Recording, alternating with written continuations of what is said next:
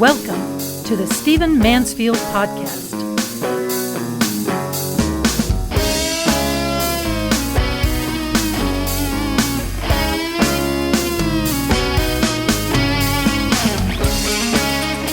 Well, welcome to the Stephen Mansfield Podcast. I want to talk to you in this podcast about the difference between Donald Trump and conservative values.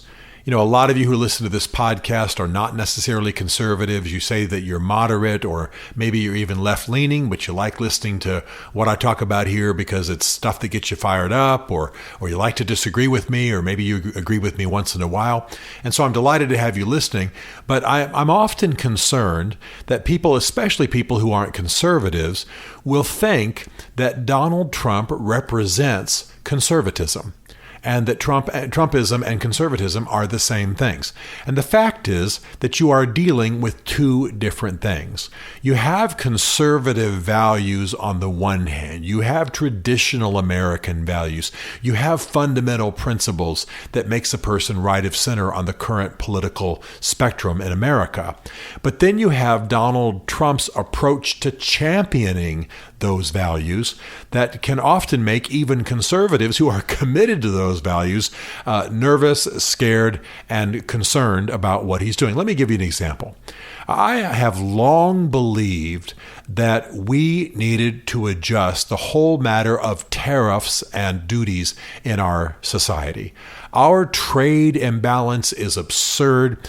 There are countries we actually provide the defense for who will charge us as much as 300% for products that we export into their country. Now, that is just a matter of bad trade negotiation and a lack of regard for the nation. Now, I'm not a guy who walks around with a Make America Great Again or America First hat or t-shirt on, but I certainly think that the job of the American government is to make sure that we're in a strong position regarding trade in the world. And there are actual products that we export into countries that we pay for the defense of, where there's as much as 100, 200, 300% tariff, meaning the fees for importing, on those products. Well, that's absurd. Somebody's asleep at the switch, or somebody's betraying their duty. So I've long believed, as a guy who loves this country and wants to see it strong, wants to see it be fair with other countries, but wants to see it vital and strong, that this needs to be negotiated. I think we need to renegotiate some deals with Canada. I think we need to renegotiate some deals with Europe. There's just no question. If you care about your country and you want to see vibrant trade happening across borders, and by the way, I believe in free trade. When goods and services cross borders, armies usually don't. And so it's a good thing to have happen. And by the way, most of the world leaders believed that there was a need for renegotiating the deals with America, that imbalance had occurred, that we'd had weak negotiators in times past, weak national positioning. And of course, just like any other business deal, if we'll let them screw us, they will. And so even some of the leaders in Europe and some of the leaders in Canada were saying, yeah, these deals need to be renegotiated. But what happened? Donald Trump, believing the same thing I just said, and I was glad that he believed it, went to Canada and bullied everybody. He went to a G7 meeting and he bullied everybody. He just, I'm sorry to use strong language, bitch slapped Trudeau, Prime Minister Trudeau. He offended Merkel, one of our primary allies in the world. He mistreated the prime ministers of France and England. You remember the famous picture of him sitting there with his arms crossed, and almost everybody, every leader of every Western nation in the world leaning in, trying to get him to make any kind of sense. So here on the one hand, you have a conservative value that I think most patriotic Americans believe in, and that is that we ought to have fair trade, free trade. We ought to have low tariffs. We ought not be penalized, especially in countries that we provide huge amounts of foreign aid to, and that we provide the defense for, or at least the majority of the defense. But Trump went up there with his personality and made it not about the issue involved, about which, by the way, most Western leaders were in agreement, but instead he made it about his personality, his bluster, his bullying, and his pursing out his lower lip in kind of a childish rant approach. Then he humiliated leaders. Well, you know what? You might, if you're fair and kind, be able to renegotiate with people. But if you humiliate them, if you embarrass them in front of their voters, if you embarrass them in front of their nations, if you treat them like little children, they're going to fight you just out of their sense of embarrassment and their need to prove themselves, not on the principle, not on the issues involved. And that's exactly what's going on. Now, we've got a trade war going on with China, of all things. And I'm sitting here in Tennessee as I record this podcast, and there are Tennessee industries that are hurting now because the president who promised to put America first has actually engaged in a trade war that's hurting Tennessee industries. In fact, watch our elections. There's a man named Bredesen running for governor, and he's running on this very issue. He's running for senator, and he's running on this very issue, and he might actually win. Why? Because he's hitting that populist tone in this state where there's serious dissatisfaction with how Donald Trump has handled this issue. Well, there are other matters like this. For example, we saw Trump go to NATO and say to them, you're not paying enough for your defense. The United States is providing far too much of your defense. You're prosperous countries. You guys should pay as much as 4% for total defense within NATO. Well, quite frankly, he was right. Things had become imbalanced. There was need for renegotiation. Again, Angela Merkel, Prime Minister of Germany, agreed. Prime Minister of England agreed. Macron agreed.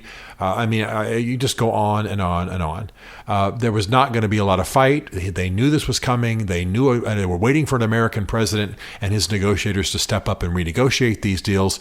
And finally, that moment came. But Trump went over there. Again, here's the difference between conservative principles and his personality.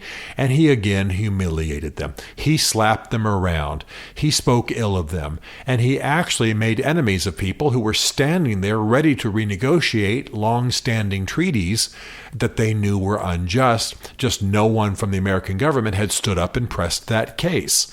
So, again, if you'll pay $100 for the chocolate cookie I'm trying to sell you, I'll let you pay $100 for it. But don't come back to me later and get mad at me because I ripped you off. No, you agreed to pay that much for that cookie. We have to renegotiate the deal if you're unhappy. But I should never come back and accuse you somehow of illicit dealing. That's what Trump did. So now we've got sour feeling. We've got trade wars happening. We've got Harley Davidson actually moving production of its motorcycles into other countries to avoid the tariffs. I mean, it's a bad situation. All of this, again, is not because anybody disagreed on the issue, but because Trump went and played his bully, stuck out lower lip, stubborn approach and wanted to handle all the negotiations himself. There is an art to diplomacy, and that's why we have professional negotiators and diplomats, and they should be handling this stuff according to the direction of the president. But Trump likes to be out in front of it. He likes the cameras. And so here again, you have conservative principles, which is don't expect us to pay for the defense of the world while you're sticking it to us on tariffs. That was a valid thing to say. And by the way, that's not just conservative. People on the left, people in Democrats have said that as well. But no, we have to make it about a personal fight between Donald Trump and other leaders in the world. I want to say, for example, I've said it many times in this podcast that I'm pro-life. I'm absolutely pro-life. And I'd like to see Roe v. Wade overturned, and I'd like to see abortion made illegal in this country unless there's threat to the life and well-being of the mother. And that's very, very rarely. Sure, that's what I believe. Fight me in the court of public opinion. Fight me in the marketplace ideas. Fine, that's what America's all about. But that's what I believe, and I'm not alone. And surveys show that a slight majority of Americans believe exactly what I believe. However, Trump decides to tweet about how women ought to be arrested, they ought to be penalized, they ought to be jailed for getting abortions. Well, I've actually been on the board of crisis pregnancy clinics. I've actually seen the devastation of unwanted pregnancies. I've actually seen the problems women have, and I have great compassion for them. I don't want to see them turning to abortion, but I understand the pain. I understand the humiliation. I understand the loneliness. I understand that they're often ostracized and so on. And I don't want to see them arrested. I don't want to see them vilified. I don't want to see their pictures put up on a wall like they're some kind of fugitive from justice. I want to see them helped. I want to see homes offered. I want to see alternatives provided. Well, again, Trump tweets about the arresting and the penalizing of these women. He vilifies them. He gets the core of women voters to hunker down. Now we're not having a debate about abortion as a moral issue. We're having a debate about the criminalizing of abortion, the criminalizing of women, and a kind of a misogynist moment, a Me Too moment in America. Well, that's not the point. So the thing I want to say is that there are solid conservative principles that are rooted on the Western legal tradition and natural law and, the Judeo-Christian heritage of not just this country but the Western world, and they need to be considered. These principles need to be considered. They need to be articulated in the modern world. They need to be defended, and that's pretty much where I lean. But what we're often dealing with are not those principles, but rather the results of Trump's personality. They are two different things. So am I glad he champions some of these? Yes, but I wince as I say that. If you could see me, I have a slight facial tick on the right side, because when he champions something, he makes it about him, he makes it about bludgeoning, he makes it about insults, he makes it about hurting our allies, and so the debate becomes about something other than what it actually is. Am I a right-of-center conservative? Yes, but I liked the phrase that the Bushes used years ago, compassionate conservative. I'm not conservative because I want to be rich and damn everybody else.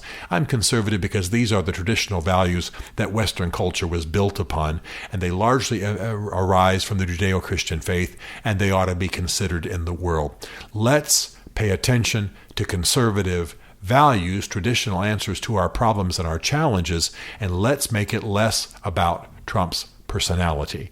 And for those of you who don't agree with me politically, please understand there are some of us who are aware of the offense of his personality, but we're trying to champion values that are at the bedrock, at the basis, at the undergirding the Western tradition, the Western democracies, Western republics, and certainly the foundation of our society. And we're not just nutcases coming up with new ideas because Donald Trump decided to run for president. Let's have a noble debate, and let us, both left and right, filter out the bullying aspects of Donald Trump's personality so we can have a noble debate and come to some righteous decisions and directions in our country. Stephen Mansfield is a New York Times best-selling author, a popular speaker, and a frequent faith and culture commentator on Fox and CNN. His groundbreaking books on faith and society include The Faith of George W. Bush, The Search for God in Guinness, Mansfield's Book of Manly Men, and Lincoln's Battle with God.